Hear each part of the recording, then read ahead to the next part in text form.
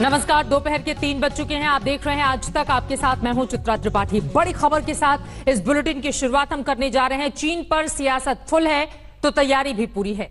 LAC पर army के साथ ही साथ वायुसेना भी डटी हुई है। कल ही लड़ाकू विमानों ने लद्दाख के आसमान में गरजते हुए उड़ान भरकर बीजिंग को दिया है बड़ा संदेश। ये रिपोर्ट देखिए।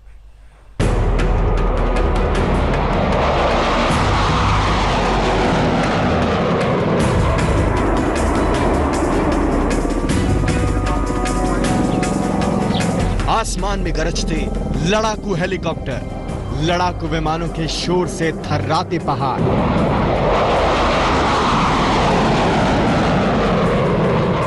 लद्दाख के शांत गगन को भेदते मिराज 2000 और सुखोई 30।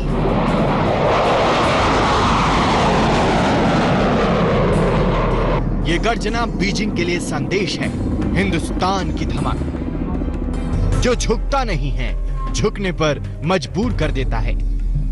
दुश्मन सावधान, है तैयार हिंदुस्तान। हमारी सेना देश की रक्षा के लिए कोई कसर नहीं छोड़ रही है। डिप्लॉयमेंट हो, एक्शन हो, काउंटर एक्शन हो, जल थल नभ में हमारी सेनाओं को देश की एलएसी के हर पोस्ट पर सेना तैयार है। ग्राउंड जीरो पर जमीन से लेकर आसमान तक से नजर रखी जा रही है। वायुसेना हर हालात से निपटने के लिए तैयार है। चिनूक भी हमें आसमान में यहाँ पर नजर आ रहे थे। हेवी लिफ्ट हेलीकॉप्टर्स हैं जो कि बड़ी तादाद में ट्रूप्स को और मशीनरी को ले जाने में सक्षम है। इस तरह की ऊंचाई वाले, इस तरह की पहाड़ी इलाकों में ले जाने के लिए सक्षम है। उन्हें हम लगातार देख रहे हैं। फॉरवर्ड बेसिस पे उन्हें तैनात रखा गया है ताकि शॉर्ट नोटिस पर उन्हें ले जाया जा सके। और साथ ही जिन्हें टैंक किलर्स कहा जाता है, वो अपाचे अटैक हेलीकॉप्टर्स, ये सारी चीजें पिछले कुछ सालों में हमने हासिल की हैं। और आज यहाँ पर ये चीन के मुकाबले कम से कम इस सेक्टर में जो पहाड़ी है, इतना हाई ऑल्टीट्यूड है, वहां पर हमारे लिए बहुत कारगर साबित होने वाली है। और ये तस्वीरें देखकर ही काफी होगा चीन के लिए कि भारत किस तरीके से यहां पर अपनी एयर पावर को मुस्तैद कर चुका है।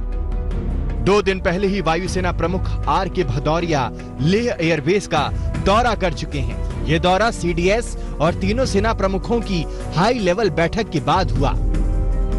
इसके बाद भारत ने लद्दाख में लड़ाकू विमान मिराज 2000 तैनात कर दिया। ये वही फाइटर प्लेन है जिसका इस्तेमाल बालाकोट एयर स्ट्राइक में हुआ था। एडवांस सुखोई 30 की फ्लीट एयरबेस पर अलर्ट है। लगातार आधुनिक लड़ाकू हेलीकॉप्टर आसमान में मंडरा रहे हैं। चिनूक से सैनिक और हथियार फॉरवर्ड फ्रंट पर भेजे जा रहे हैं। जरूरी सामानों के साथ Mi-17 V5 हेलीकॉप्टर मुस्तैदी से जुड़ा है। पूर्वी लद्दाख में भारत और चीनी सेनाओं के बीच बढ़ते सैन्य तनाव के साथ ही भारतीय सेना के साथ अब वायुसेना भी हाई अलर्ट पर है। इस बीच वायुसेना प्रमुख air chief marshal R K. Bhadauria ने लेह का दौरा किया, जहां पर उन्होंने वायुसेना की तैयारियों का जायजा लिया। इस वक्त लेह एयरबेस पर भारतीय वायुसेना के सुखोई और मिराज 2000 लड़ाकू विमान तैनात हैं, जबकि चिनूक और अपाचे जैसे हेलीकॉप्टर फॉरवर्ड पोस्ट पर सैनिकों को रसद पहुंचाने में मदद कर रहे हैं।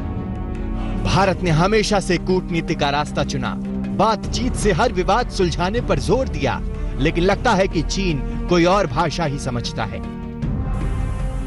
The security scenario in our region mandates that our armed forces remain prepared and vigilant at all times. The development at the LAC in Ladakh is a small snapshot of what we are required to handle at short notice.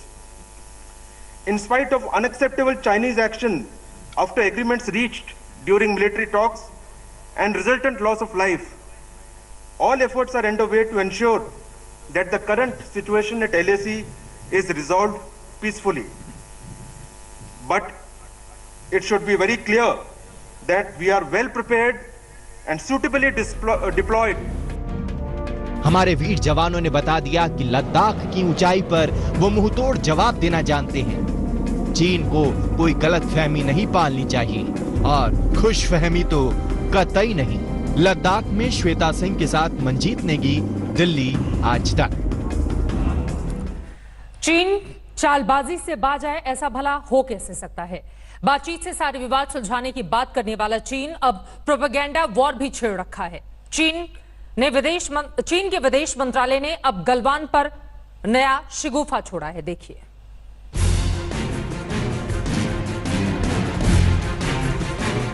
न वहां कोई हमारी सीमा में घुस आया है, न ही हमारी कोई पोस्ट किसी दूसरे के कब्जे में है। 据我所知，目前中方没有扣押任何。 प्रधानमंत्री किसी भी घुसपैठ को नकार रही हैं, किसी भी इलाके के कब्जे को इनकार कर रही हैं, लेकिन चीन चालबाजी से बाज नहीं आ रहा।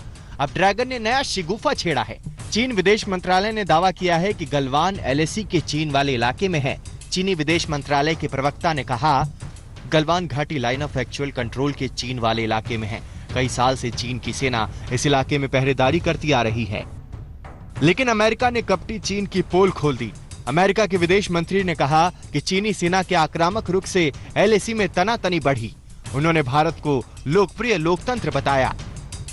The Chinese Communist Party decreed an end to freedom in Hong Kong, violating a UN registered treaty and the rights of its citizens. It's one of just many international treaties that the Chinese Communist Party is violating.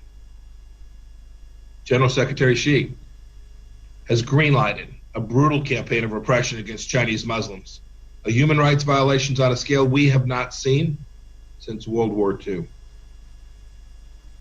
The PLA has escalated border tensions. We see them today in India, the world's most populous democracy.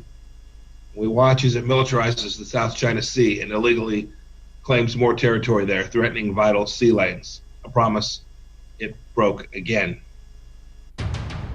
हैरानी तो यह है कि पाकिस्तान की बदनीयती भी सामने आ गई। सरहद पर हर वक्त नापाक हरकत करने वाला पाकिस्तान अपने दोस्त के लिए झूठ का पुलिंदा खोल दिया। भारत में पाकिस्तान के पूर्व उच्चायुक्त बासित अली ने कहा कि गलवान घाटी अब चीन के कब्जे में है। 60 स्क्वायर किलोमीटर जो है वो चाइना अंदर आ चुका है और उसने गलवान वैली जो है उस पर कब्जा कर लिया है। ठीक है जी। इस वक्त जो अपना मसल फ्लेक्स किया है उसकी बुनियादी वजह ये भी है कि बता दें इनको कि अगर आपने गिलगित बल्तिस्तान में सी पैक को नाकाम करने की कोशिश की तो फिर आपका हशर जो होगा वो 2 फ्रंट से होगा, जो कि आप फिर याद रखेंगे क्या क्या होता है। चीन पर कोई कैसे भरोसा करे? एक तरफ बातचीत से मसले को सुलझाने की बात कर रहा है तो दूसरी ओर प्रोपेगेंडा वॉर भी छेड़ दिया। पर चीन को समझ जाना चाहिए कि 1962 नहीं है, तब से 2020 तक दुनिया बदल चुकी है, भारत बदल चुका है। आज तक ब्यूरो। इधर चीन पर तनातनी को लेकर राहुल गांधी मोदी सरकार पर लगातार हमलावर हैं। आज गृह मंत्री अमित शाह ने राहुल गांधी पर पलटवार किया। अमित शाह ने घायल जवान के पिता के संदेश की मिसाल दी और राहुल गांधी को ओछी राजनीति न करने की सलाह दी है।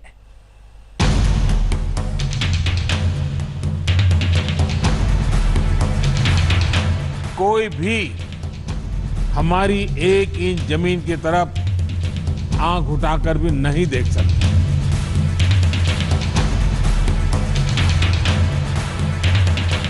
मैं पूछना चाहता हूं, इन वीरों को बिना हथियार खतरे की ओर किसने भेजा और क्यों भेजा? कौन जिम्मेदार है? एलएसी पर तनाव है, चीन और भारत में गहमा गहमी है तो दिल्ली में सियासी घमासान है। प्रधानमंत्री मोदी ने चीन को लेकर सभी दलों के साथ कल बैठक की। इसके बाद खुलकर बोले, खूब बोले। उन्होंने साफ किया कि हमारी सीमा में कोई नहीं घुसा, सारे पोस्ट महफूज हैं। न वहां कोई हमारी सीमा में घुस आया है, न ही कोई घुसा हुआ है, न ही हमारी कोई पोस्ट किसी दूसरे के कब्जे में है। प्रधानमंत्री के इस बयान पर विपक्ष ने सवालों की बौछार कर दी। कांग्रेस नेता राहुल गांधी ने तो ट्वीट कर यहां तक कह दिया कि पीएम ने सरेंडर कर दिया। अगर जमीन चीन की थी तो जवान क्यों मारे गए, कहां मारे गए? राहुल के ट्वीट पर अमित शाह ने मोर्चा संभाला और उन्हें जवान के पिता के बयान का हवाला देकर ओछी राजनीति से बचने की सलाह दे दी। गृह मंत्री अमित शाह ने उसी जवान के पिता के बयान को ढाल बनाया जिनके बहादुर बेटे एलएसी में चीनी सेनाओं के साथ खूनी झड़प में जख्मी हो गए। ये भारतीय सेना मजबूत सेना है, चीन को हरा सकती है, और भी देशों को हरा सकती है। और राहुल गांधी, आप नेतागिरी मत करना, ये राजनीति अच्छी नहीं है। हमारा थोड़ा पहले भी फौज में छारा लड़ेगा, अभी फिर और लड़ेगा, सेठ बनेगा। ठीक हो गए, भगवान चाहे ठीक हो जाए, जल्दी फिर भी लड़ेगा साथ ही। चीन को लेकर राहुल लगातार सरकार को घेरते रहे हैं। 2 दिन पहले ही उन्होंने 20 जवानों के शहीद होने पर पूछा, जवान बिना हथियार क्यों भेजे गए? मैं पूछना चाहता हूँ, इन वीरों को बिना हथियार खतरे की ओर किसने भेजा और क्यों भेजा? कौन जिम्मेदार है?